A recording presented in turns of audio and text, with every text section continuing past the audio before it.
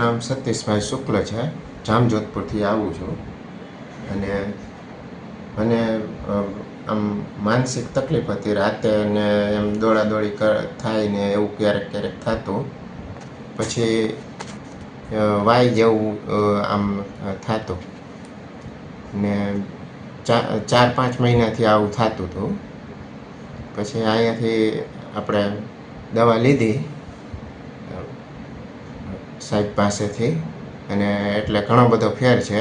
હવે શું થતું હતું તમે થોડુંક વિગતમાં કહો ને બોલીને. સતીશભાઈને આમ તો 4-5 મહિનાથી આ માનસિક થોડીક તકલીફ થઈ ગઈ હતી. પછી મેં મારા ફેમિલી ડૉક્ટરની સલાહ લીધી તો એમને મને મનોશાંતિ હોસ્પિટલ ડૉક્ટર નચિકેતભાઈ મહેતાનું સજેશન આપ્યું.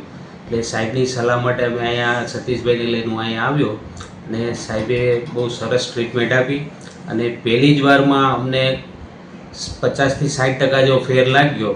અને સાહેબે અમને સજેસ્ટ કર્યું કે હજી તમારે આ કોર્સ કરો તો સારું, દવાથીને પહેર પડી જશે પણ એક આ કોર્સ હું તમને કહું છું એ કરો તો વધારે બેનિફિટ મળશે. માટે અમે અહીંયા સાહેબ પાસે આવ્યા. તે પછી અમને ઘણું રિઝલ્ટ મળ્યું છે અને સાહેબે બહુ પારિવારિક માહોલ વચ્ચે પણ અમને જીરી ગભરાવા નથી દીધા, જીરી ચિંતા નથી થવા દીધી અને બધી જવાબદારી સાહેબે ઉપાડી. પોતાના પરિવારનું જ એક સભ્ય હોય એવી રીતે તે એમના સ્ટાફ અને સાહેબ પોતે પણ આટલી અમને ટ્રીટમેન્ટ સરસ મજાની આપી અને પારિવારિક માહોલ પણ જાળવી રાખ્યો. કોઈ દી અમને એકલા નથી થવા દીધા. એટલું સાહેબે સરસ મજાનો રિસ્પોન્સ આપ્યો છે અને સતીશભાઈને બહુ સરસ રિઝલ્ટ મળ્યું છે આ દવાથી. અમારે બીજે ક્યાંય જવું પડ્યું નથી અને સાહેબને બહુ એક પારિવારિક માહોલ ઊભો કરીને સાહેબે પોતાના જ એક મેમ્બર હોય એવી રીતે ટ્રીટમેન્ટ આપી અને બહુ સરસ રિઝલ્ટ અમને મળ્યું છે અને અમે સાહેબના કામથી ખૂબ જ સંતુષ્ટ છીએ અને સાહેબનો અમે અમારા પરિવાર હૃદયપૂર્વક આભાર પણ માનીએ છીએ.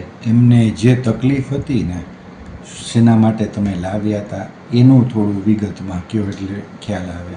સતીશભાઈને સુગરનું થોડું હતું એ કંટ્રોલ હતું પણ સાથોસાથ એને માનસિક અસર પણ થઈ ગઈ હતી. મગજ ઉપર એ વિચારવાયુ જેવું થઈ ગયું હતું અને એમાંથી વિચારવાયુ ચડી ગયા હતા. પછી એને વાયુની અસર પણ થઈ ગઈ. એટલે અમે તરત જ સાહેબનો સંપર્ક કર્યો અને સાહેબે અમને આ બધી ટ્રીટમેન્ટ આપી. તેનાથી અમને ઘણો સરસ ફાયદો થઈ ગયો છે અને હવે સતીશભાઈને એ બાબતે કાંઈ પણ હવે થતું નથી અને સાહેબનો દવાથી ઘણો ફેર પડી ગયો છે. આ એક માનસિક તણાવમાંથી સાહેબ એમને ઝડપી બહાર લઈ આવ્યા છે.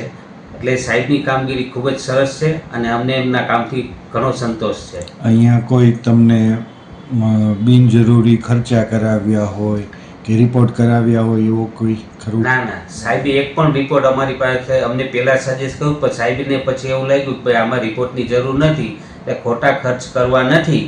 આ કોર્સ કરો તો આપણે 100% આપણને રિઝલ્ટ મળી જશે એવું પણ અમને સાહેબે કીધું હતું. બિનજરૂરી કોઈ પણ જાતના સાહેબે રિપોર્ટ કરાવેલા નથી. એક પણ રિપોર્ટ હજી અમે કરાવેલો નથી આ હોસ્પિટલ મારફત. તમને કોઈ 2 પૈસા વધારે પડાવવા માટે ખોટી સલાહ આપી હોય અથવા ડરાવીને એમ કે ભાઈ ચલો વધારે ખર્ચો થશે એવું કહીને વધારે પૈસા લેવા પ્રયત્ન કર્યો હોય અહીંયા? ના, એવું ક્યારેય સાહેબે પોતાનો એક પારિવારિક મેમ્બર હોય તેવું વર્તન અમારી સાથે કર્યું છે અને સરસ આમ ગાઈડલાઈન મુજબ અમને ઓલું કર્યું છે. સાહેબે ક્યારેય કોઈ પણ કોર્સ કરવા માટે અમને મજબૂર નથી કર્યા કે આમ કરવું પડશે, બીવડાવ્યા પણ નથી કે કોઈ માનસિક ઓલું વધારે ટેન્શન પણ આવવા નથી દીધું કે આમ થઈ જશે ને આમ કરવું જોશે. ઘણી જગ્યાએ આપણે જઈએ તો ડૉક્ટર આપણને એમ કહેતા હોય છે કે આ કરાવવું જોઈએ ને આમ કરવું, પણ સાહેબે પોતાની મહેનતથી અમને હિંમત આપી અને કીધું છે ને કોઈ પણ ખોટા ખર્ચો સાહેબે કરાવેલ નથી.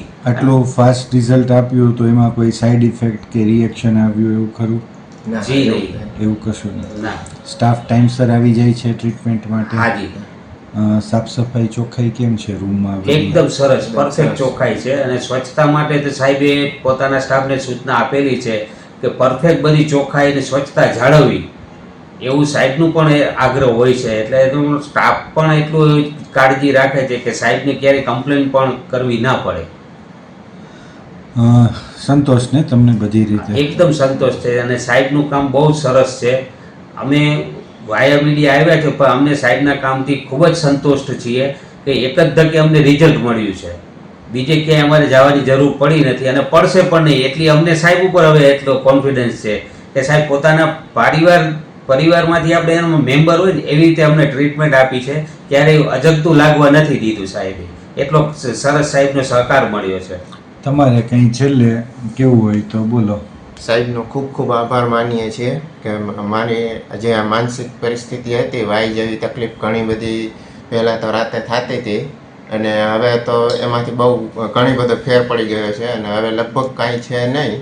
તો સાહેબનો આભાર માનીએ છીએ, હોસ્પિટલનો આભાર માનીએ છીએ. મનોશાંતિ હોસ્પિટલ છે. કેટલા ધક્કામાં સારું થઈ ગયું? તે આ જે ત્રીજી વાર આવ્યા છીએ અને ત્રીજી વારમાં સારું બહુ થઈ ગયું છે. અહીં મુખ્યત્વે નીચેની પરિસ્થિતિઓના નિરાકરણ માટે દર્દીઓને સારવાર માટે લાવવામાં આવતા હોય છે. દર્દીને અત્યંત ઓછી દવાઓથી તાત્કાલિક રિઝલ્ટ જોઈતું હોય ત્યારે, લાંબા સમયથી ચાલુ હોય તેવી દવાઓ કાયમી ધોરણે બંધ કરવાની ઈચ્છા હોય ત્યારે, ફક્ત ટીકડીઓ ખાવાની બદલે કાઉન્સેલિંગ પદ્ધતિથી પણ રિઝલ્ટની અપેક્ષા હોય ત્યારે, લાંબા સમય સુધી પણ દવાઓ ખાવાથી દર્દીની અપેક્ષા મુજબનું રિઝલ્ટ ના મળતું હોય ત્યારે, દર્દી હિંસક અથવા આક્રમક બનીને તોડફોડ અથવા અન્ય નુકસાન કરે ત્યારે. This place is more than just a hospital. It's a place of healing, hope, and heart.